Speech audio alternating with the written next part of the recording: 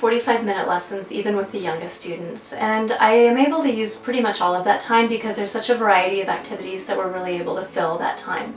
If we end a little bit early because the child loses concentration, that's fine because I can talk with the parent about whatever's going on. I can give them a preview of whatever that next skill is going to be. And even if the child has perfect attention, I do always make sure to end the lesson about 5 minutes early so that I have a good 5 minutes to talk with the parent about why I made the choices that I made during the lesson and to make sure that they're doing good corrections with their child. There's 3 basic structures that I use in the lessons before they're really playing violin. So this is in the very early stages. They're not playing violin yet. We're doing a lot of piano work. They're doing violin preparatory exercises, and we're doing some pre-reading activities.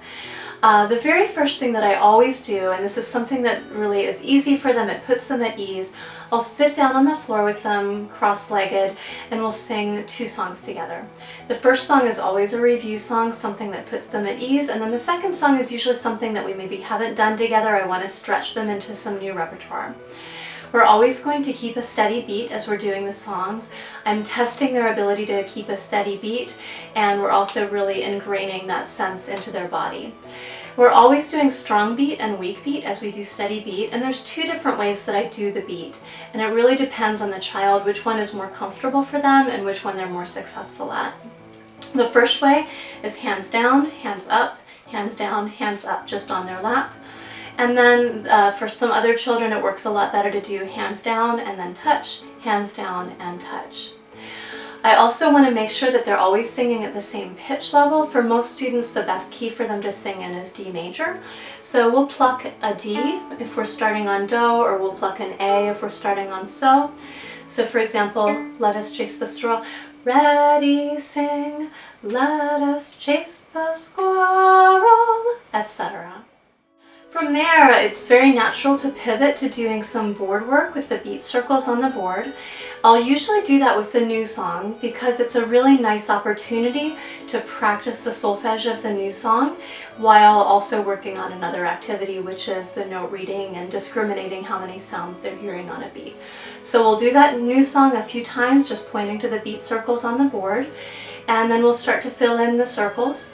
If it's a new song, then a lot of times we're not going to get all the way through the song, fill in all those circles. It's okay to just do one phrase of the song, one measure of the song, you know, whatever the right amount of time is for that activity, and then we'll pivot to the next activity. Usually from there, I'll go to the piano work, and when we work on piano, I'm doing a few different things. First of all, pretty early on, I do introduce the concept of having 1 finger per pitch, so we're working on those coordination issues, and I'm doing just a little bit of posture teaching. I want to make sure that their fingers aren't collapsed, and I talk about having their fingers kind of curved. I'll tell them that this is the nose of the kitty and that they don't want to flatten their fingers, have their fingers be mushy. We want to see the kitty noses. I don't usually talk about the numbers of the fingers. They're different from violin. It's not necessarily confusing for them that they're different from violin because it's pretty clear to them that on violin we don't use the thumb. So it's natural that in piano this is first finger, on violin this is first finger. Regardless, we usually use the solfege to refer to the names of the notes. Another thing that I discuss in the piano activity is segmenting the songs, looking for patterns in the songs, practicing effectively, doing correct repetition. So I'm teaching them all of those cognitive skills that go along with playing the piano or with home practicing. Sometimes I'll pivot over to the parent and point out something about how the parent should be practicing with the child at home. The next thing that we do, and this is the most kind of physically and also probably mentally intensive portion of the lesson, is we'll do the violin exercises. With the violin exercises, I'm really doing very specific posture corrections. I'm making sure that everything that they're doing is really exact. So this is really pretty laborious for them and takes the most concentration. So after we do the violin activity, they're pretty much at the end of their concentration. So that's a great time for the end of the lesson when they get to do the finale of whatever game we've been playing all the way through the lesson. The finale of the game, whether it's shooting the fireworks or pouring the tea or whatever, that allows them to really end the lesson on a high note. They leave the lesson really excited and it feels like we've had fun for the whole lesson, even though a lot of that lesson was really working hard. The second lesson structure is something that I do on the weeks that I know that I want to do the note reading activity, and I try to alternate between doing the beat circles and the note reading. So one week I'll do the one week I'll do the other. So in this structure, I also still start with the floor activity where I'm sitting down with them. I do a review song, keeping a steady beat, and then I do a new song where we sing the song just a few times so that they're starting to get that song into their head. Then we pivot, instead of going over to the beat circles, because I'm not going to do beat circles today, I go directly over to the piano. We'll work a little bit on piano, we'll talk about how to practice, I'll help them work out any aspects of the song that they need to work out, we'll talk about their posture, whatever we're going to do on the piano. And then from there, we'll go to the violin activities. And again, this is the hardest part of the lesson with them. And so we're doing the exercises, I'm correcting their posture, and then I reserve for the end the felt board, partly because they love the felt board. So this is a motivation for them to get through the violin activity, because they know that if they survive the violin activity, they get to do something that they really enjoy. So then we pivot over to the felt board, we put the do bird on the do line, we talk about the lines of the staff, we'll talk about the spaces of the staff. We'll review the fact that it goes line, space, line, space. We'll talk about the numbers of each line. I'll have them put, felt circles on, line number 1 or space number 1 or whatever. And then finally at the end of the lesson, we get to do the finale of the game activity. So again, pouring out the tea or shooting the fireworks or taking a picture of their decorating tree or whatever it is. The third lesson structure that I use is for when the student already has earned their violin. So I'm still going to start with a really safe activity, but for these students, the safe activity actually is playing piano.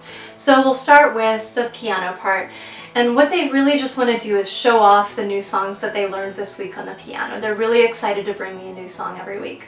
So we'll do that. We don't usually work on anything because at this point they've already learned the posture points for piano. They really just want to show me their song, and that's all that we need to do. Then we'll pivot over to the violin work, and this is the most taxing part of the lesson for them because physically they're working a little bit harder. There's a discomfort aspect with having the violin on their neck, with pressing the string down. So this is the hardest part of the lesson, which is why I don't want to start with that and I don't want to end with that. So we'll work on the violin skills for a while, and whatever it is, we're helping them lean into the violin strings, I'm helping them press the strings down, we're working on tuning, talking about half steps and whole steps, working on the song, whatever it is that we're doing. And then the last thing that I do with the student at the end of the lesson, again, it's going to be an activity that's more comfortable and enjoyable for them. We'll do a little bit of reading activity. That might be the beat circles, which they continue to really love. They love the puzzle aspect of that. It's a nice floor activity. It's a nice kind of wind down activity. We'll do the felt board again, or at this point they might be reading off of the exercises in their lines and spaces book, and so we're going to be keeping a steady beat on their lap and singing off of the page in the lines and spaces book. And then we'll end the lesson with the game finale if we've been playing a game during that lesson, and we get to send them off on a high note. I'll talk with the parent a little bit after the end of the lesson. So the students are going to be listening to their CD during the whole course of their study in Book 1, and they've got a ton of songs to choose from. So it's really great for them to have all of this variety. They also have choices in their home practice as far as, am I going to play on piano? Am I going to practice the exercises? Am I going to play the songs on violin?